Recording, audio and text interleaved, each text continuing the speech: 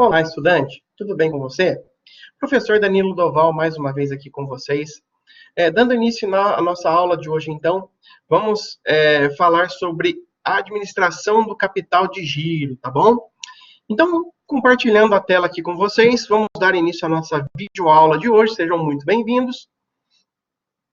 Então, falando então um pouquinho aqui de capital de giro, né? Como é que funciona o conceito inicial aí, então, de capital de giro, né?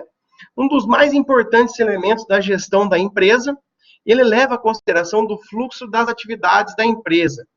Porém, a necessidade de capital de giro é muito sensível ao cenário econômico onde a empresa está inserida, tá bom? Então, é a necessidade de capital de giro, necessidade de dinheiro que a empresa tem, tá? Capital de giro é isso, capital de giro é o capital para a empresa manter as suas atividades. E ela é muito sensível ao cenário econômico onde a empresa está inserida. Então, quanto maior a competitividade, maior a necessidade de capital de giro da empresa aí. E ele depende também do nível de atividade da empresa. Quanto maior o ciclo financeiro da empresa, maior a necessidade de capital de giro. A gente vai entender o que é o ciclo financeiro da empresa daqui a pouquinho, tá bom? Empresa em expansão, a necessidade de capital de giro pode ser positiva. Ou seja, quanto maior o volume de vendas, maior a necessidade de capital de giro, pois o volume de estoque sofre uma tendência de aumento e, em contrapartida, o volume de recebíveis também aumenta. Então, vamos lá, como é que funciona isso? Quanto maior o volume de vendas, eu aumento o volume das minhas vendas. Consequentemente, eu preciso comprar mais, porque o meu estoque tem tendência de aumento. Eu preciso comprar mais porque eu estou vendendo mais, tá? Em contrapartida, então, ou seja, eu estou me endividando, eu preciso de capital de giro para comprar a matéria-prima. E em contrapartida disso, o volume de valores a receber também está aumentando, tá bom? Então, em contrapartida é isso, a necessidade de capital de giro. Então, embora a parte dos estoques seja financiada pelos fornecedores, o que é financiado pelos fornecedores? É venda a prazo, né? Normalmente eu compro a prazo, eu compro mercadoria, fabrico meu produto, então compro mercadoria, revendo, pago meu fornecedor, depois eu recebo. Normalmente é assim que funciona, né? Pode haver uma lacuna entre o pagamento dos fornecedores e o recebimento das vendas, que é justamente isso que eu acabei de comentar agora com vocês. E essa lacuna, então, entre o pagamento do fornecedor e o recebimento das vendas, é aí que entra a necessidade do capital de giro, para que a empresa não fique descoberta porque há retirada de recursos dentro da empresa. Ou seja, no momento A, eu compro a minha mercadoria, no momento B, eu vendo a minha mercadoria. Entre a venda dessa mercadoria, eu tenho o pagamento do fornecedor, depois o recebimento da minha venda. Então, o período entre o pagamento do fornecedor e o recebimento da venda é a necessidade do capital de giro, porque é o período em que a empresa, teoricamente, ela fica descoberta em razão ao às suas demandas de dinheiro, né? O oposto também pode ocorrer, né? O contrário também pode ocorrer. Em épocas de baixo volume de vendas, a necessidade de capital de giro tende a ser ligeiramente negativa, pois, se nós diminuirmos o volume de estoque, o volume de recebíveis também diminui. Uma diminuição da necessidade de capital de giro pode trazer uma fonte de recursos para o fluxo de caixa da empresa. Então, não necessariamente é negativo a necessidade para a empresa, a necessidade de capital de giro ser negativo. Isso pode trazer uma fonte de recursos para o fluxo de caixa da empresa, tá bom? Então, o oposto também ocorre. Né? Se diminui as vendas, diminui o volume de estoque, diminui o volume de recebíveis também. E aí que eu tenho que envolve o papel do gestor em analisar aí a gestão do capital da empresa, tá bom? Então, como é que eu calculo, né, a necessidade de capital de giro? Qual que é a fórmula aí, né? A necessidade de capital de giro é igual recebíveis mais os estoques, mais outros realizáveis, ou seja, outros valores a receber, menos os fornecedores, menos os outros exigíveis de curto prazo, tá? Então, esses valores aí são envolvidos na necessidade de capital de giro, tá bom? Então, eu trouxe um exemplo aqui para vocês, o balanço patrimonial, tá? Eu tenho aqui o ativo circulante, passivo circulante, 2018, né? Ativo não circulante, passivo não circulante, o PL, total do ativo, total do passivo, tá? Então, eu tenho aqui caixa, bancos, duplicatas aéreos, estoques, e tenho aqui fornecedores, empréstimos a pagar, impostos a pagar, salários a pagar, tá bom? Então, neste exemplo, então, a nossa fórmula do capital de giro, né, que é essa daqui, né, recebíveis, mais estoque, menos, mais outros, menos fornecedores, menos outros exigíveis, tá? É essa fórmula aqui que nós aplicamos aqui com base neste exemplo aqui, tá? Então, eu tenho lá recebíveis 210 mil, que é minha duplicados a receber, mais 185 mil, que são os meus estoques, né? 185 mil. Outros recebíveis eu não tenho, então é zero, né? Menos os fornecedores 325 mil, mais outros exigíveis, que é a somatória desses valores aqui, empréstimos a pagar, impostos a pagar e salários a pagar, que são os 95 mil reais aqui. Então, o total disso, menos 545 mil. Então, neste momento, nós temos uma necessidade de capital de giro negativa em 475 mil reais. Tá? Nós podemos notar uma alta necessidade de capital de giro, ou seja, há um total descontrole na gestão de capital de giro da empresa. Aumentou-se o risco de insolvência da empresa. Ou seja, se nós formos fazer as análises dos índices de liquidez dessa empresa, ela não terá liquidez suficiente para honrar os seus compromissos dentro do curto prazo. Então, é um ponto de atenção aí chamado para essa empresa aí, através da necessidade de capital de giro. Ou seja, ela é altíssima nesse momento, tá bom? Fontes de capital de giro, né? Existem diversas fontes de capital de giro, tá? Recursos próprios, ou seja, o dinheiro da própria empresa, caixa e bancos, né? Dinheiro em liquidez imediata. Capital de terceiros, que são os meus fornecedores. Posso comprar com prazo mais estendido, tá? E usar o capital de terceiros como capital de giro, sem problema nenhum, tá? Ou então pegar um empréstimo com o banco também, para fazer desconto de duplicatas com o banco, antecipação de recebíveis no cartão de crédito, né? Ou então até uma mistura de todos, tá? Normalmente acontece a mistura. A empresa usa os recursos dela e mais de terceiros para poder girar as suas atividades aí, tá bom?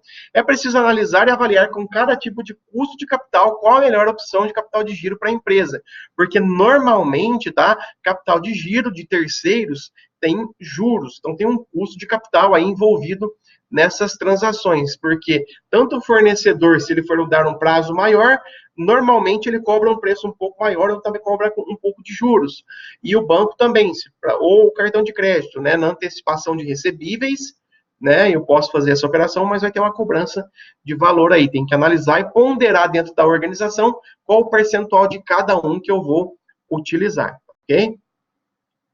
Então, capital de giro, para concluir aqui, então, são os recursos que a empresa necessita manter para financiar as suas atividades, tá bom? Isso aqui, essa figura, eu trouxe um exemplo, inclusive está lá no material da Saga, ela envolve todo o ciclo operacional e o ciclo financeiro da empresa. Ou seja, o ciclo operacional é o prazo onde eu compro a minha matéria-prima, ela entra, faz a produção, elaboração em produto acabado e vende. E a saída da mercadoria dentro da empresa. Depois do produtos acabados aqui, essa setinha para cima, quer dizer que é a saída, né? Aqui na matéria-prima, a setinha está apontada para baixo, que é a entrada da matéria-prima na empresa, passa por todo o processo produtivo, e aqui é o momento onde eu vendo a minha mercadoria. A setinha apontada para cima, aqui lá na direita do infográfico aí, tá bom? Entre esses pontos aí, né? Entre a entrada da matéria-prima, eu tenho prazo médio de pagamento dos meus fornecedores, tá? Então, o prazo do pagamento dos meus fornecedores e o prazo de recebimento das minhas vendas, eu tenho o meu ciclo financeiro, que é o prazo onde eu pago e aonde eu recebo. Então, a necessidade de capital de giro vai ser dentro do ciclo financeiro. O prazo onde eu pago o meu fornecedor até o momento onde eu recebo as minhas vendas, tá bom? Bom, falando um pouquinho agora, então, de análise funcional ou dinâmica, né? O modelo dinâmico de análise, tem como seu principal objetivo elaborar técnicas de gerenciamento financeiro e um modelo de análise que considerasse a realidade econômica brasileira e permitisse a tomada de decisão rápida que proporcionasse uma elaboração de um planejamento de curto e longo prazo. O modelo considera que as contas devem ser classificadas de acordo com o seu ciclo, reclassificando em 3 grupos principais, então, aí, o nosso modelo dinâmico de análise. Então, o primeiro deles aí é o permanente ou não cíclico. Devido à sua lenta movimentação, realizável a longo prazo, investimentos em reservas de lucro, etc. Ou seja, esse modelo, ele é de lenta movimentação, tá? Permanente ou não cíclico, tá? Eu vou analisar o meu permanente ou não cíclico, porque eles têm uma lenta movimentação.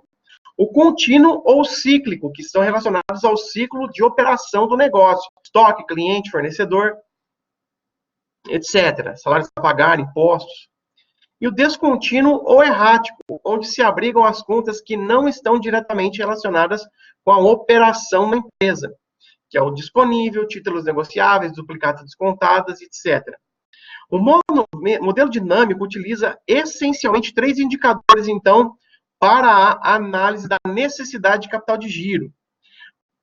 O capital de giro, que é o CDG, e o saldo de tesouraria, que é o que a gente vai chamar aqui de T, tá bom? Então, como é que funciona? Isso aqui é um balanço reestruturado, então, tá? Reestruturado de acordo com a análise, então, do modelo dinâmico de análise, tá?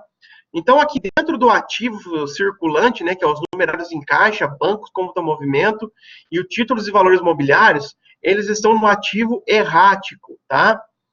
Mesma coisa também o passivo, tá? Duplicatas descontadas, empréstimos de curto prazo, tudo mais.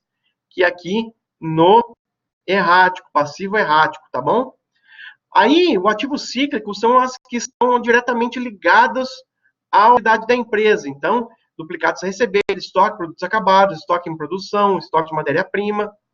E no passivo cíclico, os fornecedores de matéria-prima e etc. Tá bom? E aqui no ativo não circulante, que é o não cíclico, né? Que é o passivo também não cíclico, aí as demais contas, empréstimo terceiro, tesouraria, investimento imobilizado, empréstimo de longo prazo, financiamentos de longo prazo, capital social e reservas. Então, essa é uma reformulação para a análise do modelo dinâmico, que é o que nós vamos ver aqui agora, tá?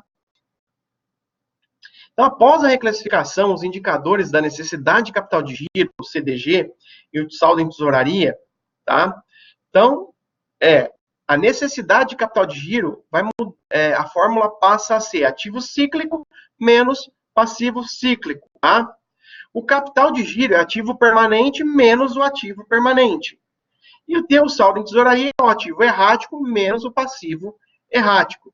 Então, seguindo esse exemplo aqui, tá? Ativo errático menos passivo errático, ativo cíclico menos passivo cíclico, e ativo não cíclico com passivo não cíclico, tá? Então, as análises aí com as continhas aqui que a gente pode fazer após o modelo dinâmico de análise. Então, nesse modelo dinâmico de análise, a necessidade de capital de giro refere-se às contas cíclicas da empresa, ou seja, aquelas contas que estão ligadas à operação da empresa. Depende basicamente da natureza determinada pelo ciclo financeiro e da função das vendas. A necessidade de capital de giro negativa evidencia que as saídas de caixa ocorrem depois das entradas de caixa, tá bom? E o capital de giro, que é o CDG, ele se refere aos novos investimentos em ativo permanente. Geralmente, eles são realizados por meio de autofinanciamento, ou seja, com os recursos que são pela própria empresa. Um capital de giro negativo, um CDG negativo, ele vai indicar que a empresa está financiando parte do seu ativo permanente com fundos de curto prazo. E isso aí é um ponto muito preocupante, porque ele aumenta o risco de insolvência dentro da organização, tá bom? Neste caso, então, o saldo em tesouraria, ele se refere ao passivo errático, que são o circulante que se alternam de forma aleatória, mas que não fazem parte da operação da empresa. Esse P, o saldo em tesouraria, ele também representa a diferença entre necessidade do capital de giro e o capital de giro. Ou seja, também podemos calcular ele da seguinte forma: T é igual a necessidade de capital de giro menos o capital de giro. Tá? Se o T for positivo, significa que a empresa possui recursos de curto prazo, que podem ser aplicados em liquidez imediata. Se for negativo, ocorre o contrário, tá bom?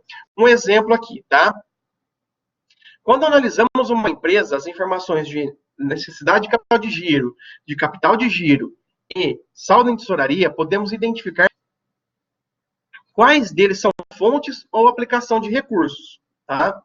Quando o resultado da fórmula for positivo, a necessidade de capital de giro e o T serão as aplicações de recursos, enquanto o CDG, o capital de giro, será a fonte de recursos, tá? Quando o resultado for negativo, a situação se inverterá. A necessidade de capital de giro e o T serão as fontes de recurso e o CDG será a aplicação de recursos, tá? Eu trouxe 6 exemplos aqui para a gente identificar aqui a necessidade aqui através do modelo dinâmico de análise. Após reclassificar os cálculos dos indicadores, é possível classificar a empresa em um dos 6 tipos de balanço que eu vou identificar aqui agora. Onde maior que zero e menor que zero identifica a situação de cada empresa, tá bom? No tipo 1 aqui, então, a necessidade de capital de giro é maior que zero, o CDG é menor que zero e o T é menor que zero, tá bom? Lembrando aqui, levando esse aqui, ó, onde o sinalzinho de mais aqui, o sinalzinho aqui, ao contrário do zero, é igual a maior que zero. E o sinalzinho voltado para o zero é igual a menor que zero, tá? Então, após a reclassificação, então, nesse caso aqui, deste exemplo, do exemplo 1, onde a necessidade de capital de giro é maior do que zero, o CDG e o T são menores que zero. Eles vão evidenciar a pior situação financeira, pois a NCG positiva precisa ser financiada. Ou seja, eu preciso de dinheiro, preciso da necessidade de capital de giro, ela é positiva. Como o CDG, o meu capital de giro, e o T estão negativos, acaba sendo responsável pelo financiamento de ambas, ocasionando um alto risco devido à grande dependência de empréstimos de curto prazo, ou seja, eu vou ter que tomar empréstimo de curto prazo para poder sancionar esse problema aqui dentro da minha organização. Então, essa é a pior situação possível para qualquer empresa, tá? No exemplo 2 aí, eu tenho a necessidade de capital de giro menor do que zero, capital de giro menor do que zero e o T também menor do que zero, todos eles menor do que zero. É uma situação muito delicada, porque apesar da NCG ser negativa, constituindo uma fonte de recursos para a empresa, né? Ou seja, eu vou utilizar minha necessidade de recursos para outras coisas, né? O financiamento do capital de giro também negativo precisa ser complementado pelo T, que é o saldo em tesouraria, também deixando a empresa muito exposta a flutuações externas. Então tem que se tomar muito cuidado também com esse caso, tá? Nessa situação, então, a NCG, né, no exemplo 3 aqui, nós temos a NCG menor do que zero, a CDG menor do que zero e o T, o único aqui, maior do que zero. Nessa situação, a NCG negativa é suficiente para financiar o CDG, também negativo, formando um excedente em T, ou seja, o excedente em saldo em tesouraria, agora positivo aqui no exemplo 3, essa estrutura ainda envolve alguns riscos que precisam ser gerenciados, mas uma situação um pouco melhor, porque a necessidade de capital de giro também é negativa, tá?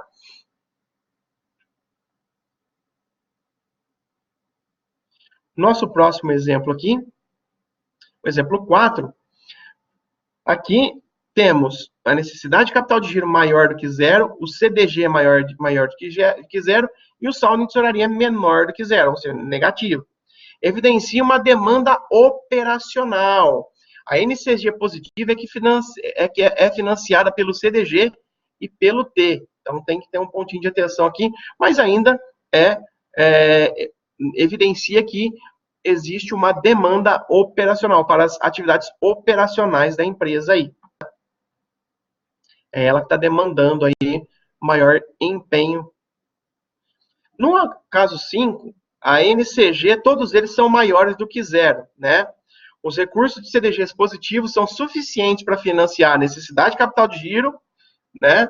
Também positiva, gerando ainda um excedente em T. Essa estrutura é bastante confortável do ponto de vista financeiro, ou seja, a empresa está confortável, desde que a necessidade de capital de giro seja positiva, o capital de giro seja positivo e saldo em tesouraria também positivo. E aqui, no nosso caso aqui, né, da empresa aqui, o último exemplo, onde a necessidade de capital de giro ela é menor do que zero, ela é negativa, o CDG é positivo e o saldo em tesouraria também é positivo. Este caso seria a melhor das maravilhas para qualquer empresa, né, para a sua situação financeira. Porque a NCG negativa, ela passa a ser uma fonte de recursos que a empresa vai utilizar para outras atividades, que são somadas aos recursos gerados no capital de giro, ou seja, desculpem, eu tenho a NCG mais o CDG, que são aplicados no saldo em tesouraria. É uma estrutura sólida, evidenciando uma gestão voltada para baixos níveis de risco financeiro.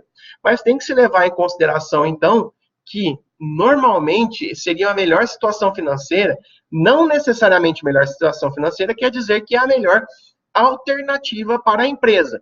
Lembra porque mais baixos níveis de risco financeiro, pode ser que a empresa não tenha um risco financeiro, mas também ela não tenha um retorno muito grande com isso. Por isso que deve ser levado em consideração a análise dos riscos inerentes à atividade da empresa, né? Porque não necessariamente um baixo nível de risco financeiro, tudo bem, mas qual o risco que ela está tentando ter, a empresa está sofrendo para que ela tenha um bom retorno no futuro, tá bom? Então, a aplicação desses recursos também deve ser gerenciada de forma eficaz, tá bom? A análise de liquidez dinâmica, né? Existe a liquidez, indicador de liquidez, mas a liquidez dinâmica, ela expressa a proporção entre o saldo em tesouraria em relação à necessidade de capital de giro e atende ao objetivo de monitorar a utilização de recursos de curto prazo no financiamento das operações da empresa. Então, eu tenho meu saldo em tesouraria dividido pela minha necessidade do capital de giro. Quanto mais negativo for o valor do indicador, pior tenderá a ser a situação financeira da empresa, tá? A principal diferença entre a liquidez tradicional e a liquidez dinâmica é que a tradicional, ela apenas diz se a empresa vai bem ou não. Ou seja, se ela tem dinheiro ou não para honrar os seus compromissos no curto prazo. Enquanto a liquidez dinâmica, além de trazer essas informações, ela traz subsídios que vão permitir a escolha de ações que irão melhorar os resultados encontrados na empresa, que é o que eu estava falando agora há pouco. Se ela tiver um nível muito alto, a excelência lá, quais os níveis de risco ela está correndo para ter retorno? Se realmente com aquele dinheiro ali, ela vai alcançar os objetivos. Então, ela vai trazer uma resposta mais palpável aí para as nossas análises, tá bom? O efeito tesoura, né? O efeito tesoura, mais conhecido aí, ele ocorre quando as empresas operam com o saldo de tesouraria negativo, tá? E eles financiam suas necessidades de capital de giro com fundos de curto prazo. Se não renovados, eles podem levar a empresa a um risco de insolvência. Então, tem que tomar muito cuidado com isso. O efeito tesoura ocorre quando há um descompasso entre o CDG, que é os disponíveis no longo prazo, e a necessidade de capital de giro, aplicações que precisam ser financiadas, tá? Então, tem que tomar muito cuidado aí que esse efeito tesoura pode levar ao fracasso a empresa, né? Então, quais são as causas do efeito tesoura? Crescimento muito elevado das vendas, pode acontecer. Investimentos elevados com retorno de longo prazo. Ou seja, se eu despender de muito dinheiro com objetivo de longo prazo, eu vou ficar descapitalizado e aí pode ter esse problema. Aí eu vou precisar pegar financiamento para poder financiar minha necessidade de capital de giro. E aí, se esse refinanciamento não for renovado, eu posso ter problemas no futuro. O crescimento expressivo do ciclo financeiro, né? Tem que tomar muito cuidado aí, ou seja, se eu aumentar muito meu ciclo financeiro, é um risco que eu corro. Quanto menor o ciclo financeiro, melhor para a empresa, tá bom? Baixa geração de lucros, fato, né? Se a empresa diminuir os lucros, é problema para o futuro. Investimentos com baixos retornos, lembra que eu falei agora? Posso ter ali a melhor situação, mas se eu tiver o dinheiro investido com baixo retorno, tem que tomar cuidado com isso. Inflação elevada, os níveis de inflação elevada podem causar o efeito tesoura, mas isso não está no controle da empresa, mas ela consegue antever essa situação, planejar para isso. Distribuição de resultados elevada com alto percentual de dividendos, ou seja, se a empresa distribuir muitos dividendos, ela pode ficar endividada. Então, ela vai tirar aquilo do capital de giro, vai tirar da necessidade de capital, dos recursos próprios para distribuir para os sócios. Ela pode ficar descapitalizada e aumentar aí o efeito tesouro também. Ou então, uma redução nas minhas vendas é possível também a causa do efeito tesouro aí. Então, para evitar o efeito tesouro, a empresa deve planejar a evolução do saldo de tesouraria, tá? A evolução do saldo de tesouraria, que é o dinheiro, é o capital, é dinheiro, tá? Tem nada a ver com duplicados a receber, é bancos e os dinheiros de curto prazo ali, tá? Liquidação imediata. Fazendo com que o autofinanciamento seja suficiente, pelo menos, para financiar os aumentos da necessidade de capital de giro, tá bom? Então, ou seja, para minimizar, para evitar o efeito tesouro, a empresa deve planejar a evolução do saldo de tesouraria, fazendo com que o autofinanciamento seja suficiente, pelo menos, para financiar os aumentos que ocorrem da necessidade de capital de giro durante ao longo dos períodos aí, tá bom? Bom, pessoal, é isso que eu tenho para trazer para vocês hoje, tá bom? Um grande abraço a todos e até a nossa próxima videoaula.